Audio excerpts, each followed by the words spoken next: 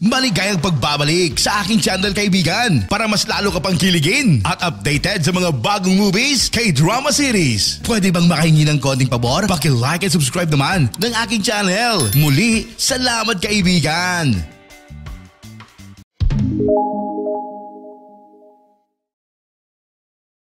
Nagsimula ang pelikula sa isang pagsasalaysay na naghahayag na ang Japan ay sinakop ng mga halimaw na nilalang na tinatawag na grotesques. Wala silang dinala kundi paghihirap at kalungkutan sa mga tao. Sa gitna nito ang emperador na tinutukoy bilang ang banal na namamahala sa pamamahala sa kanyang bansa.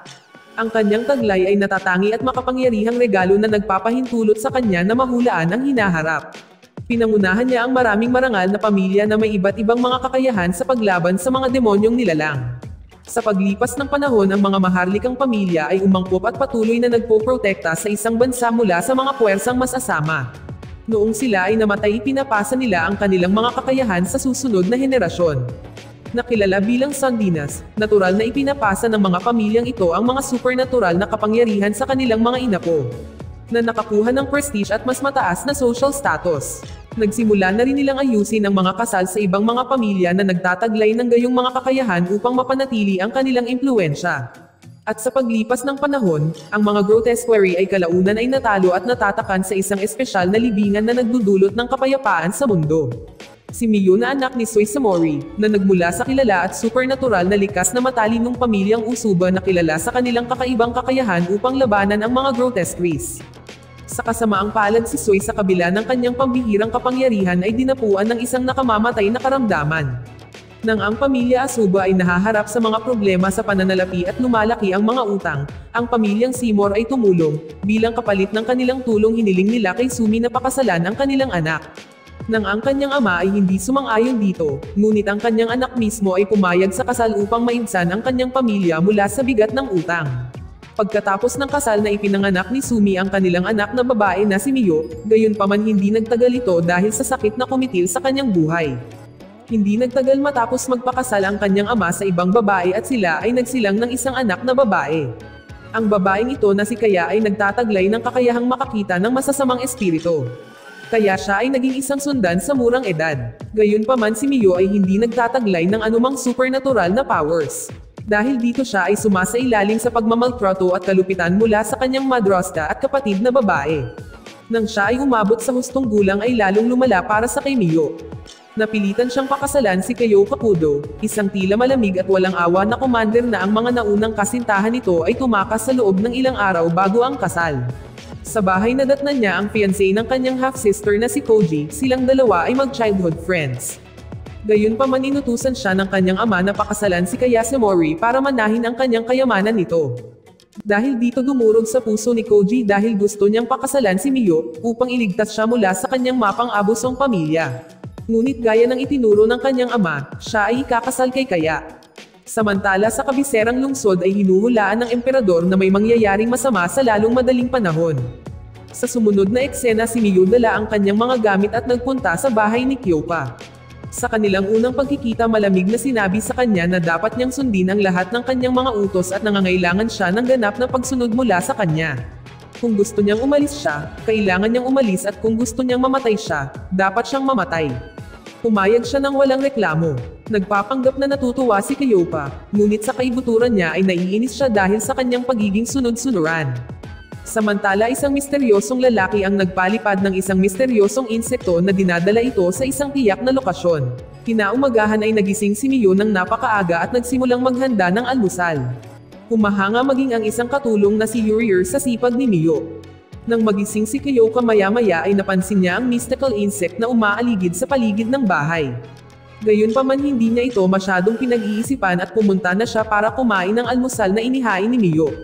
Sa kasamaang palad ay siya pala ay hindi nagtiwala kay Miyo kaya hiniling niya sa kanya na tikman muna ang pagkain. Nang tumanggi siyang gawin iyon bilang paggalang, ipinapalagay niya na ang pagkain ay may lason at umalis sa lugar nang hindi kumakain ng kahit ano. Ilang sandali ay dumating siya sa punong tanggapan ng militar bilang pinuno ng unit ng anti-geyser ng bansa. Dumaan siya sa isang listahan ng mga aplikante para sa bagong intake. Ipinaalam sa kanya ng kanyang katulong sa oras na ito na ang lahat ng mga aplikante ay mula sa mga kilalang pamilya na may mga superpower. Maya-maya sa bahay sinabi ni Yuria kay Kyoka na si Miyo ay hindi ang uri ng taong gagamit ng lason. Siya ay isang kahanga-hanga at maalalahanin na babae, na tunay na nagmamalasakit sa kanyang pamilya. Kinabukasan ay ginamit ni Kyoka ang kanyang kapangyarihan para hulihin ang mystical na insekto at pinakita ito sa general at napagtanto nila na isa ito sa mga nilalang mula sa libingan. Kung saan ang lahat ng mga katakatakang Aries ay seliado na tila ginagamit ng mga insektong ito ang kanilang mga kapangyarihan para sa masasamang bagay at mayroon pa ring matagal na pagkakabit at pagkamuhi para sa mundong ito, at ang pinaka nakakabahala na katotohanan ay ang mga insekto na ito ay nagtataglay ng mga kapangyarihan kahit na pagkatapos ng kanilang kamatayan, ibig sabihin hindi sila mamamatay. Si Kyoka pagkatapos ay maghinala na tiyak na may nagpakawala ng mga insekto mula sa libingan. Gayunpaman tiniyak niya sa general na hahanapin sila ng kanyang unit. Sa puntong ito ay isang bagong karakter ang ipinakilala na nagngangalang Arata. Siya ay sumapi kamakailan sa militar at magtatrabaho kasama ni Kyoka. Sa gabing iyon hinihintay ni Miyo ang kanyang asawa at napansin niya na ang kanyang kamona ay sira-sira. Napagmasdan niya rin na ang kanyang mga kamay ay natatakpan ng mga bitek, kaya't mahirap para sa kanya na paniwalaan na siya ay anak ng isang kilalang pamilya. Iniisip niya sa kanyang sarili na may dumating na isang kakaibang babae sa kanyang tahanan. Bilang tugon si Miyo ay humihingi ng tawad sa lahat ng nararamdaman niyang hindi siya sapat na kapareha para sa isang kagalang-galang na lalaki. Gayunpaman sinabi sa kanya ni Kyoka na hindi niya kailangang paulit-ulit na humingi ng tawad, at na maaari siyang maghanda ng almusal para sa kanya bukas. Dahil dito gamaan ang loob ni Miyo. Sa gabi na mayroon siyang paulit-ulit na bangungot na nagtatampok ng mga masasamang espiritu kasama ang mga pahirap na dinanas niya sa kanyang tahanan. Sa kabila ng hindi mapakali na gabi ay maaga siyang nagising kinabukasan at naghahanda ng masaganang almusal para sa kanyang asawa. Nakakagulat na humanga si Kyoka sa pagkain at pinuri ang kanyang luto. Sabi niya na magaling siya sa isang bagay. Pagkatapos ng lahat ng narinig niya ay biglang umiyak si Miyo na inihayag na ito ang unang pagkakataon na may nagsabi ng maganda tungkol sa kanya. Maya-maya iniimbestigahan ni Kyoka ang background ni Miyo at nalaman kung gaano kabusado ang kanyang pamilya. Matapos mapagtanto ang dami ng pang-aabuso na dinanas niya sa buong buhay niya, nagsimula siyang magpainit sa kanya at tinatrato niya ito na higit na isang asawa kaysa sa isang utusan. At sinubukang ibigay sa kanya ang lahat ng kanyang kailangan. Napagtanto ni Miyo na si Kyoka ay isang mabait na tao. Habang lumilipas ang mga araw si Kyoka ay patuloy na naguhukay ng impormasyon tungkol kay Miyo. Nalaman niya na ang kanyang biolohikal na ina na mula sa pamilya Yuba ay may superpower na kontrolin at manipulahin ang isip ng tao. Pagkatapos ay sinabi sa kanya ang higit pa tungkol sa pamilya na kanyang ibinunyag, na ang Yuba ay maaari pang manipulahin kung ano ang nakikita ng mga tao na nagiging sanhi ng mga ito upang mag-hallucinate. At nagtanong si Kyoka kay Sarata kung paano niya alam ang tungkol dito. Sinasabi lang niya na isa siyang history buff. Nang gabing iyon nang umuwi siya, tinanong niya si Miyo kung gusto niyang sumama sa kanya sa susunod na araw habang nililibot niya ang lungsod. Kinabukasan inayusan si Miyo at binigyan siya ng magandang kimono. Natulala si Kyoka nang makita niya ang kanyang magandang kasintahan. Pagkatapos ay gumugol sila ng oras na magkasama sa paglibot sa kabiserang lungsod. Samantala si Arata ay makikita na nag-eespiya sa kanila mula sa malayo.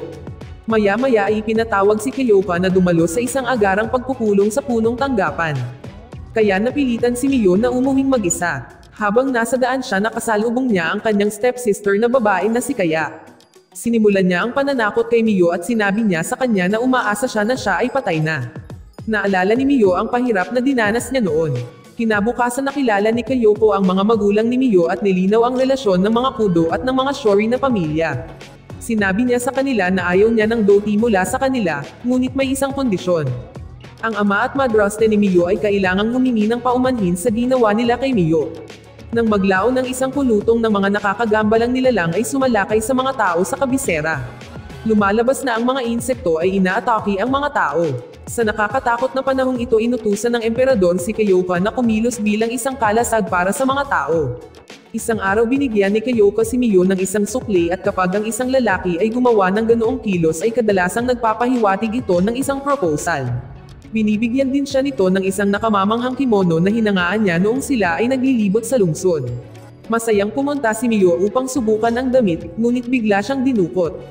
Hindi na kinaya ni Kaya na ang kanyang stepsister ay magpapakasal sa isang gwapong commander.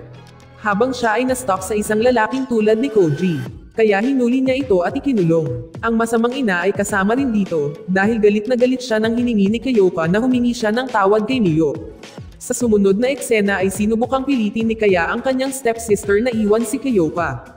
Ngunit tumanggi si Miyo, sinabi niya na nagpasya na siyang gugulin ang kanyang buong buhay kasama si Kyoka. Samantala ipinaalam ni Koji kay Kyoka ang tungkol sa pagdukot kay Miyo at pinahihirapan ito. Ang matapang na commander ay agad na nagpasya na kumilos. Siya ay nagmamadaling pumunta sa tirahan ng Sori at pagkatapos ay hinanap si Miyo. Sa pamamagitan ng paggamit ng kanyang mga kasanayan sa telepathy, sinubukan siya ni Kaya na kumbensihin na siya ay mas mahusay kaysa kay Miyo. Ngunit galit si Kyoka at nais niyang iligtas si Miyo. Kahit naligtas na siya ngayon ay patuloy na nilalamon si Miyo ng kanyang mga bangungot. Dinalaw siya ni Arata kinaumagahan at sinabi na dapat siyang makakita ng isang clairvoyant. Ngunit tinanggihan siya ni Kyoko. Sa mga sandaling ito mas malalim ang kanyang iniisip sa pamilya ni Miyo. Sa huli natuklasan na ang Suruli ay ang ibang apelyidong ginamit ng Yubos. Ang ibig sabihin siya ay kabilang sa iisang pamilya. Pagkatapos ay pumunta siya sa harap ng lolo ni Miyo. Pagkatapos ay isiniwalat ang kasaysayan ng pamilya ng mga Yubos na humihiling na ibalik si Miyo sa kanilang pamilya. Siya pala ang nagmana ng pinakamakapangyarihang gift mula sa pamilya ng Yuba. Mula sa panig ng kanyang ina siya ang susi sa pagtigil sa masasamang espiritu at mga nilalang sa pamamagitan ng pagmamanipula sa kanila upang manatili sila sa libingan. Bukod pa rito ang mga bangungot ni Miyo ay titigil lamang kapag siya ay nakaharap na sa masasamang puwersa. Dahil ang kanyang pambihirang gift na nang mamanipula ng isip ay kahit papaano ay konektado sa madilim na puwersa na gumagamit ng parehong pamamaraan upang makahawa sa mga tao. Si Miyo ay mahigpit na tumatangging hiwalayan si Kyoka. Inutusan pa rin siya ni Kyoka na manatili sa mga Yubas hanggang sa makahanap siya ng paraan upang sama-samang makitungo sa mga mahiwagang nilalang. Pagkatapos ng lahat ay gusto rin niyang malampasan ni Miyo ang mga bangungot at mamuhay ng normal na buhay. Pagkatapos ay pumunta siya sa punong tanggapan habang ang mga balita ay nagsabi na ang mga insekto ay nasakop ang lungsod. Kalaunan ay ibinunyag ng lolo ang katotohanan tungkol sa kapangyarihan ni Miyo. Dahil sa kanyang angka ng Yuba na biniyayaan siya ng mga kakayahan ng isang Dreamweaver na nagpapahintulot sa kanya na kontrolin at manipulahin ang mga pangarap ng lahat. Tinawag pa nga siyang dalaga ng panaginip, dahil sa kanyang mga katangi-tanging kakayahan. Gayunpaman ang kanyang kakayahan ay seliado noon, upang matigil ang kaguluhan sa mga maharlikang pamilya. Ngayon kung gusto niyang gamitin ang mga ito kailangan niyang maghanap ng paraan sa kanyang sarili. Ang lolo rin ay isiniwalat na ang panaginip na kapangyarihan ng panaginip ay palaging lumilitaw sa mga bangungot na siyang dahilan kung bakit madalas itong nararanasan ni Miyo. Samantala sa punong tanggapan ay natuklasan ni Kyoka na halos lahat ng kanyang mga tauhan ay naapektuhan ng mga masasamang espiritu. Sinubukan niyang labanan ang mga ito nang hindi sila pinapatay ngunit walang kabuluhan. Nang malaman ni Miyo ang tungkol sa pag-atake sa punong tanggapan ay nagmamadali siyang tulungan ang kanyang kasintahan. Si Arata ay sinusubukang pigilan siya na ipinaalala sa kanya na ang kanyang kapangyarihan ay seliado pa rin. Gayunpaman si Miyo ay handang mamatay sa pagliligtas kay Kyoka kaya itinulak niya ito palayo. Sa pagkilos na ito ng pag-ibig at pagiging hindi makasarili sa wakas ay naging dahilan upang ang kanyang superpower ay mabuksan. Pagdating sa headquarters nakita nila ang isang walang malay na si Kyoka na nakulong sa isang panaginip na estado. Nang hindi nag-aksaya ng oras nagpa siya si Miyo na puntahan siya sa kanyang panaginip. Gayunpaman sa kanyang pagsisimula sa kanyang paglalakbay sa subconscious mind ni Kyoka. Nahaharap siya sa ilang mga hadlang na nahaharap siya sa kanyang sariling mga salungatan sa loob. Ngunit sa pagkakataong ito si Miyo ay hindi natatakot sa anumang bagay. Sa sandaling binibigyan niya ng kapangyarihan ang kanyang sarili ay nagagawa niyang talunin ang negatibong enerhiya na nilikha ng masasamang espiritu. Pagkatapos nito ang malalim na madilim na kalangitan ng estado ng panaginip ay nagiging malinaw at ang isang liwanag ay nagsimulang sumikat ng maliwanag. Nabawi ni Kyoka ang kamalayan at niyakap si Miyo at nangako na siya na magsasama sila magpakailanman. Dito nagtatapos ang palabas.